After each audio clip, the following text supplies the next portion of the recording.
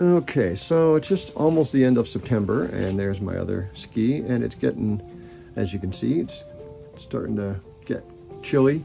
We're not getting out as much here in Toronto. Lake Ontario is rough this time of year, so the opportunities to get out are few and far between. So I decided I would start this project now, even though I want to use this ski in 2 weeks. So I'm going to see if I can get some of the work done. So here's what I'm planning to do. I'd like to, this ski is in pretty good shape, as you can see. And I've only had it for 3 or 4 months, and I've done a bunch of mechanical work on it. It's running great. So what I've decided to do is paint it.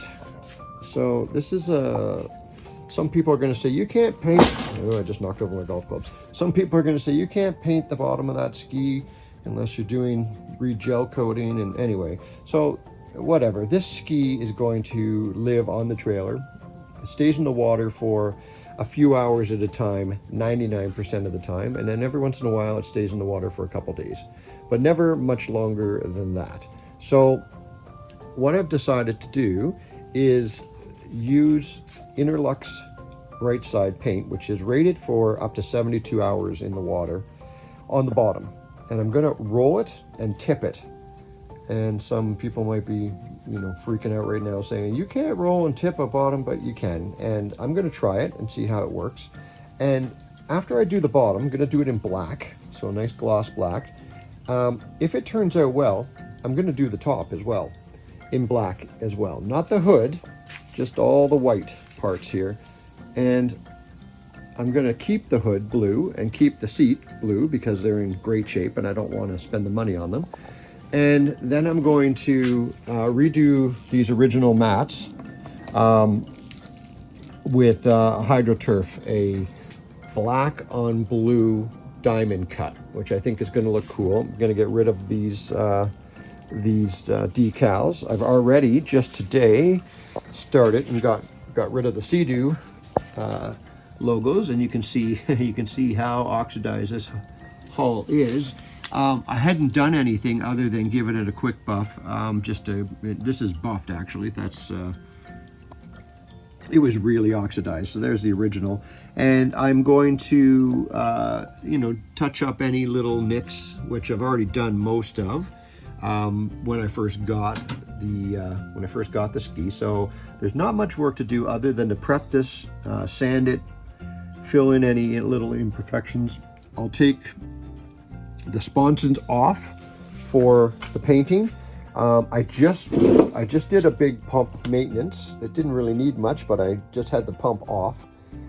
But I'm going to just paint around the pump for now, and I will fix that painting up next time I have the pump off, because having just taken the pump off, it's not that hard a job, but it wasn't that easy a job either. So I don't really want to take it off again, just to paint. So I'll paint around it for now, and that will be, like 80%.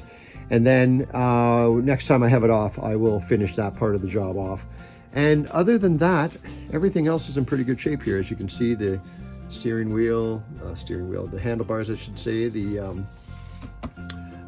whatever that's called, the handlebar cushion is in great shape. The accessory drawer is in great shape. All the plastics in excellent shape. So I've got a few ideas on the black. I think I'm going to do this section right here in a matte, and everything else in a so this just all the way down here.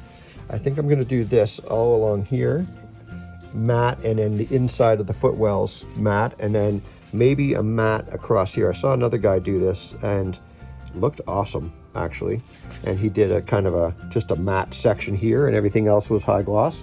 So it looked really cool, and I've taken a bit of my inspiration from that guy who did it with black and orange. It looked really good, but he did all black.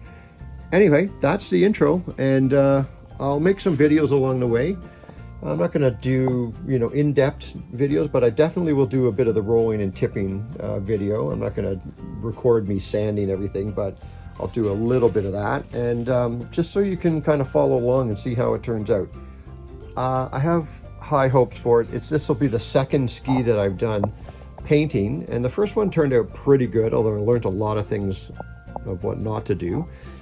So hopefully this one will turn out even better. This is a nicer machine to start with, so I have I think it's gonna be good. Anyway, for those of you who are thinking of doing this or have done it before or are going to do it, this may help. It may show you what to do, what not to do, and hopefully my little contribution to the YouTube sphere will.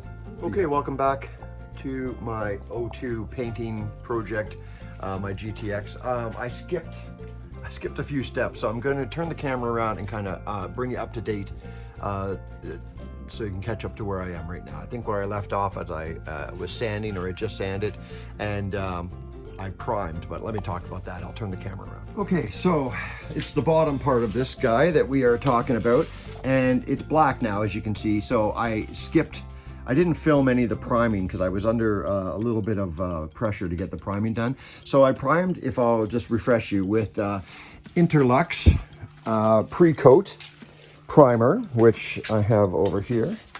This stuff right here, that stuff right there. And I did not, or I did, I should say, I thinned it out with 10% of the 333 thinner, and it was hard to work with, very runny. But I got it primed, and I only did one coat, and it turned out okay. It wasn't amazing, but this is just on the bottom. I sanded it with 320. So I sanded the primer with 320, and it was good. It was nice and smooth, and cleaned it with acetone and got it all nice and clean. And then I put this coat of the bright side on, and as you can see, now this is just the first coat. This is probably, yeah, see, that's just the first coat.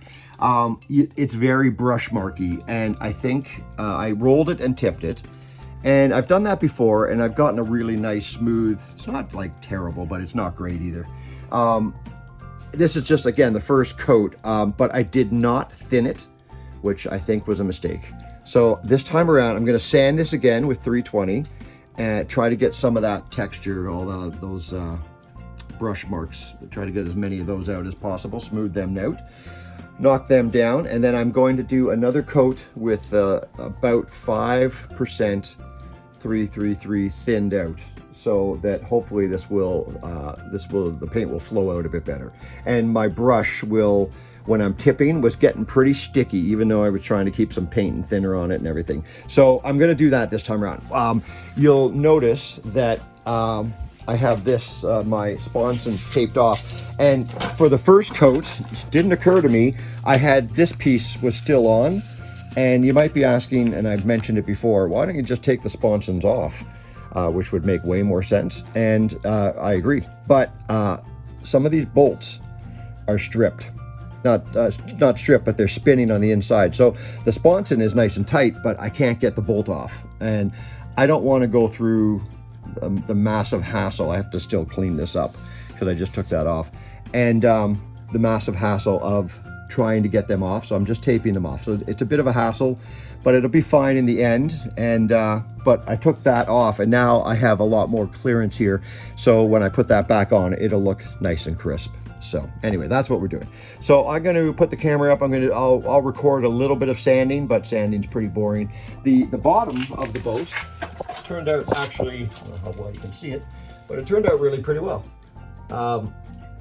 So I'm going to give the bottom, I'm going to give the whole thing a nice sanding, and then we're going to put, I'll tape some of the painting so you guys can see.